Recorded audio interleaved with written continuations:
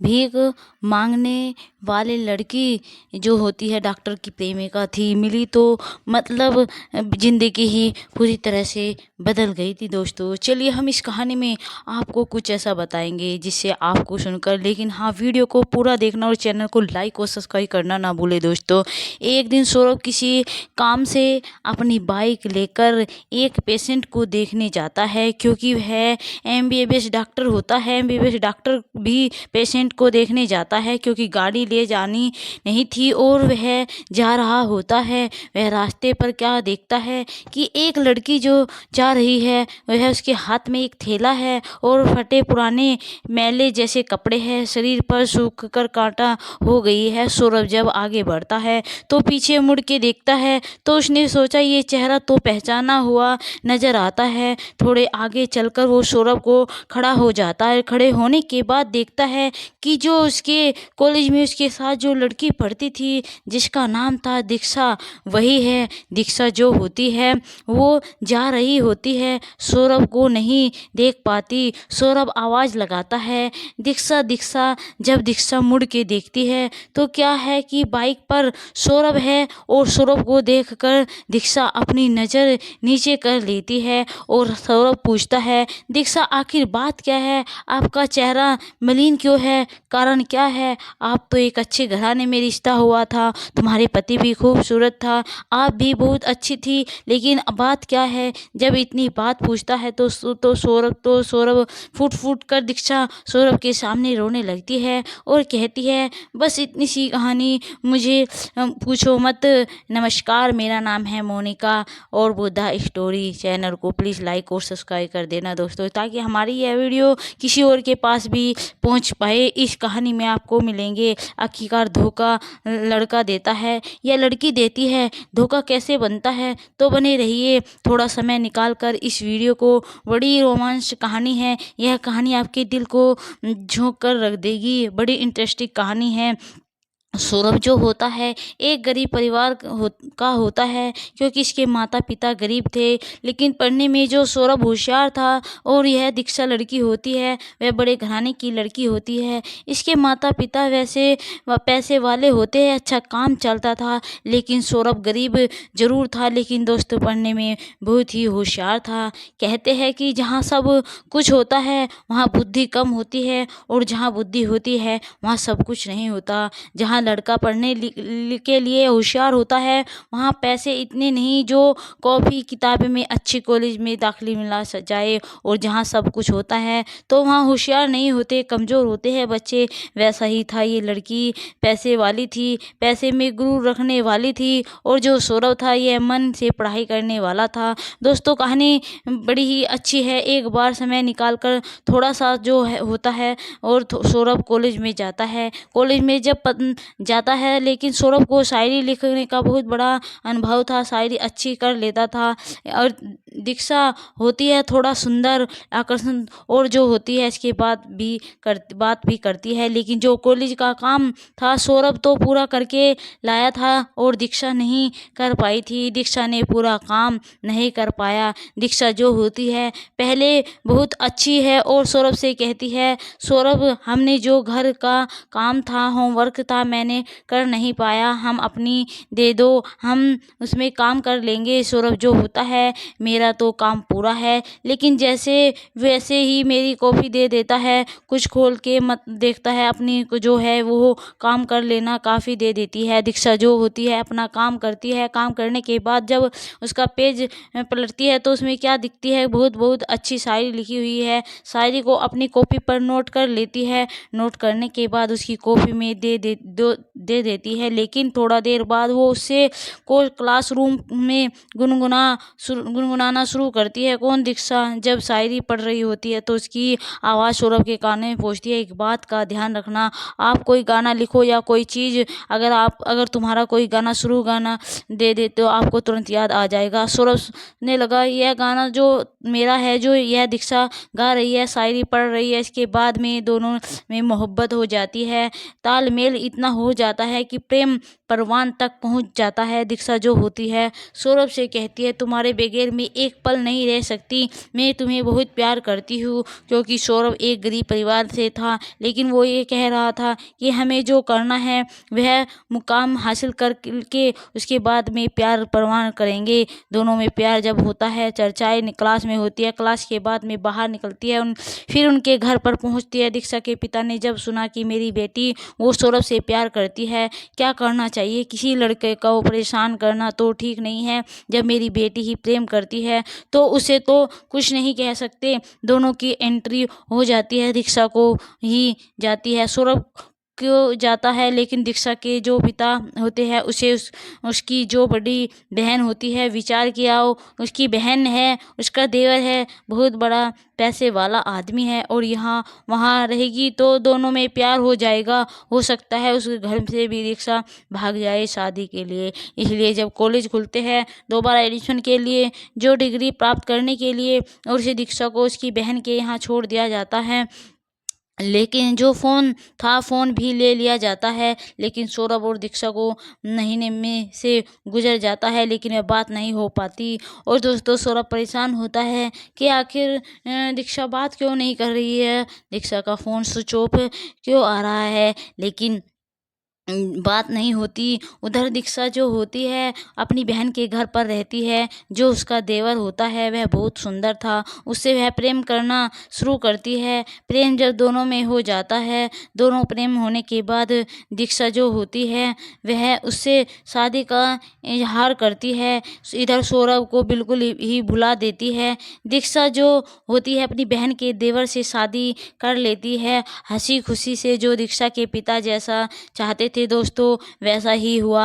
दीक्षा की शादी हो जाती है। शादी होने के बाद वो वहाँ रहती है, लेकिन सौरभ ने जब पता किया, दीक्षा ने उससे पहचानने से भी एक बार इनकार कर दिया। दीक्षा मार्केट में मिली, सौरभ ने कहा तुम मुझे नहीं जानती हो, तो ऐसे मानो जानते हो भी, उनसे ऐसे इग्नोर कर दिया कि मैं तुम्हें नहीं जानती, कौन है, मेरा कोई परिचय नहीं है, छोड़कर वहाँ अपने पति के साथ रहने लगती है। इधर जो सौरभ होता है MBBS की पढ़ाई शुरू करता है और पढ़ाई करने का उसका लक्ष्य भी था। पढ़ाई करते करते और ऐसी कृपा होती है ईश्वर की, वह एक MBBS डॉक्टर बन जाता है, डॉक्टर बनता है तो उससे दिल्ली में जॉब मिलती है। अच्छा खासा काम था और उसका भी बिजनेस था, ठीक चल रहा था, एक हॉस्पिटल स्वयं ही संभालता था। अब दोस्तों सौरभ तो अपने काम में लगा हुआ है, लेकिन दीक्षा के साथ में करवट कैसे बदला समय, जिंदगी में परेशान कैसे बढ़ी और इसी प्रकार से मोहताज कैसे होना पड़ा। दोस्तों जो दीक्षा का पति होता है वह दीक्षा से प्यार जरूर किया, शादी जरूर की, लेकिन वो किसी दूसरी लड़की को भी चाहता था, दूसरी लड़की से प्यार करता था। उसने एक विचार किया, यह दीक्षा तो है ही, लेकिन हमें ज़्यादा प्यार करती है, लेकिन दीक्षा इतनी, चलो शादी हो गई कोई बात नहीं, लेकिन रख रहा था, लेकिन उससे उतना ही हित नहीं करता था जितना हित होना चाहिए था। लेकिन दीक्षा जो होती है परेशान होने लगती है। दोस्तों एक दिन पूरे दीक्षा के जेठ होते हैं, जेठानी होते हैं, देवर होता है, पति होता है, 3 बहन होते हैं। तब लोग एक दिन सब किसी शादी में गए हुए होते हैं, तो जेठ का जो लड़का था 12-14 साल का वो घर पर था और दीक्षा थी। देखिए कहानी कैसे करवट बदलती है, होनहार होता है तो ऐसा होता है। दीक्षा का जो जेठ का लड़का था वो घर में समर चलाने के लिए स्टार्ट हो जैसे ही चालू करता, उसमें करंट आ जाता है। करंट उसे इतनी तेज से लगा कि वो पक्की चुटिन होती हो उस पर सर के गिरता है। जैसे दीक्षा देखती है तो चीखने लगती है। आस पड़ोस उसके लोग आ जाते हैं, लोग आते तो देखते हैं उसे जल्दी जल्दी उठाया जाता है और दीक्षा साथ जाती है, हॉस्पिटल में एडमिट किया जाता है। उस बच्चे को लेकर देर हो चुकी होती है। डॉक्टर कहते हैं कि सॉरी, अब इसे कोई बचाने वाला नहीं है, इसकी अंतिम सांस थी वह यह खत्म हो चुकी है। जब सर पानी से ऊपर चला गया, जब तब लेकर आए हो सब परिवार वाले। तो दीक्षा पर दोष लगा दिया जाता है, कहते हैं कि दीक्षा से ही इस लड़के को करंट लगकर मारा है। पुलिस आ जाती है, पुलिस पकड़ ले जाती है और दीक्षा को। तो दीक्षा बेकसूर होती है और कहती है मुझे इसमें कोई पता नहीं है, मुझे कोई जानकारी नहीं थी, क्या हुआ क्या नहीं हुआ। दोस्तों दीक्षा को पुलिस छोड़ देती है और जब तक सबूत नहीं मिलता तब तक कोई इसका लोकेशन नहीं आता, जब तक पीएम रिपोर्ट नहीं आती तब तक आपके साथ कुछ नहीं किया जाएगा। लेकिन दीक्षा जब चली जाती है तो इसकी एक सहेली होती है, वो उससे समझाती है कि दीक्षा तू यहाँ से, अब तुझे यहाँ कोई चाहने वाला नहीं है, सब तेरे ऊपर दोष लगा रहे हैं, तू यहाँ से भाग जा क्योंकि पकड़ी गई है, जिंदगी जेल में कटेगी, जिंदगी अपनी गुजर करती रहना दो। प्रति की दीक्षा की समझ में आ जाता है। वो घर ने जाकर, वो दिल्ली में जाकर सहेली के एक साथ रहने लगती है और बहन ऐसे से बात करती थी गुमशुदा कि वो वहाँ कहाँ गई है मुझे नहीं पता। जैसे ही उसके माँ बाप पूछते थे अपनी बेटी से, अपने लिए परछा रही है कि मैंने किसी को धोखा दिया था, सौरभ लड़का था, पछताने लगती है मेरे पिता ने जो किया, मैंने उसे पहचानने से भी इनकार किया, अब मैं क्या करूँ। तो इसकी सहेली होती है, उसको 2-4 घर में बर्तन साफ करने को और काम करने के लिए लगवा देती है। तो सवेरे जाती है, घर घर में बर्तन झाड़ू पोछा कपड़े साफ करती है, तो वहीं काम करती है और जो कुछ मिलता है वहाँ यहाँ तक होता है कि काम कर भी खाने लगती है, क्योंकि इतनी तबाही थी वह दीक्षा। जब बर्तन साफ करती थी, इधर उधर जाती है, तो एक दिन सवेरे जब जा रही होती है दोस्तों, जो सौरभ होता है वह किसी को दवाई देने के लिए जा रहा होता है, पेशेंट को देखने के लिए। तो दीक्षा उसके साथ में एक ठेला होता है, फटे पुराने जैसे कपड़े होते हैं, वो किसी के घर में काम करने जा रही थी। जब जा रही होती है तो सौरभ खड़ा होता है और खड़े होने के बाद उसे पहचानता है, पूछता है क्या बात है दीक्षा। तो दीक्षा कुछ नहीं बोलती और मैंने पहचान लिया, मैं सौरभ हूँ, आप दीक्षा हो, आपको क्या हुआ, आपका तो सब काम ठीक चल रहा था, आपका अच्छा खासा बिजनेस था, क्या आपके पति ने आपको परेशान किया है कि आपके पति ने आपको छोड़ दिया है, क्या आपकी कैसी ज़िंदगी कट रही है, यह आप सब क्या हाल है। तो दीक्षा की इतनी बात सुनकर रोना शुरू करती है, कहती कि सौरभ सब यही मत पूछो जो मेरे साथ हाल हुआ है, मैं बताने लायक नहीं हूँ, मैं किसी काबिल नहीं हूँ, क्योंकि आपको मैंने ठुकराया था, आपने मुझे बहुत चाहा लेकिन मैं पैसे वाले के चक्कर में तुम्हें ठुकरा दिया था। सौरभ पूछता है कि दीक्षा कोई बात नहीं, आप कहाँ रह रही हो, मैं एक एमबीबीएस डॉक्टर बन चुका हूँ, आपकी पढ़ाई लिखाई वाले एमबीबीएस करने के लिए हमारी डिग्री थी लेकिन वह पूरी नहीं हो पाई, इच्छा तो मेरी भी है कि मैं भी नर्स बन जाती, लेकिन हमारे सपने सारे अधूरे हो गए। सौरभ पूछता है आप कहाँ रहती हो, तो वह एड्रेस देती है, उसका नंबर लेता है। सौरभ चला जाता है और कहता है कि शाम को फ़ोन करना, तब बात करते हैं। सौरभ पेशेंट को दवा देने के बाद अपने हॉस्पिटल पहुंचता है।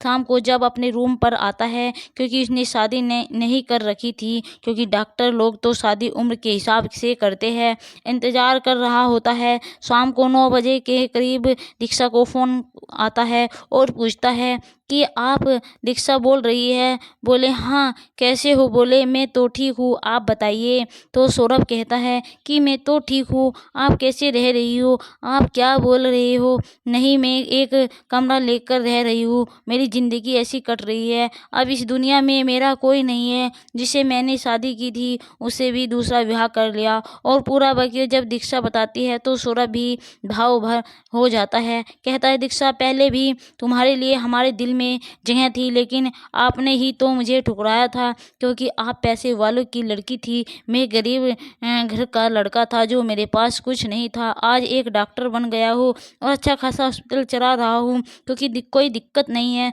तो बहुत सारे पैसे भी है। तो दीक्षा थोड़ी दूर मौन हो जाती है पर फ़ोन रोने लगती है। सौरभ कहता है कि कहाँ पर हो, तुम्हारा रूम में गाड़ी लेकर आ रहा हूँ। दीक्षा में अकेले हूँ, अगर आ जाओ मैं तो मेरी ज़िंदगी आपके सहारे, आप जो करना चाहो, आप जैसे करना चाहो, मेरी ज़िंदगी कट जाएगी। मुझसे एक दोष लग गया है, मुझसे एक करंट से मैंने नहीं मारा, लेकिन जेठ का लड़का मर गया था, मुझे ढूँढा जा रहा है। तो सौरभ कहता है कि हम वकील से बात करके वो समाप्त करवा देंगे। दीक्षा को गाड़ी लेकर जाता है, घर लेकर के आता है। आने के बाद दीक्षा की आँखों में आँखें डालकर देखता है कि हकीकत में दीक्षा परेशान है। तो उसे पढ़ाई के लिए कहता है, पढ़ाई कर लो, तुम्हें भी हॉस्पिटल में एमबीबीएस हूँ तो मैं आप भी डॉक्टर नहीं बन जाओगे। तो दीक्षा की पढ़ाई करवाता है, नर्सिंग कोर्स करवाता है। नर्स का जब कोर्स होता है वो पढ़ लिख कर डिग्री मिल जाती है, तो उसी अस्पताल में उसे डॉक्टर बनाया जाता है।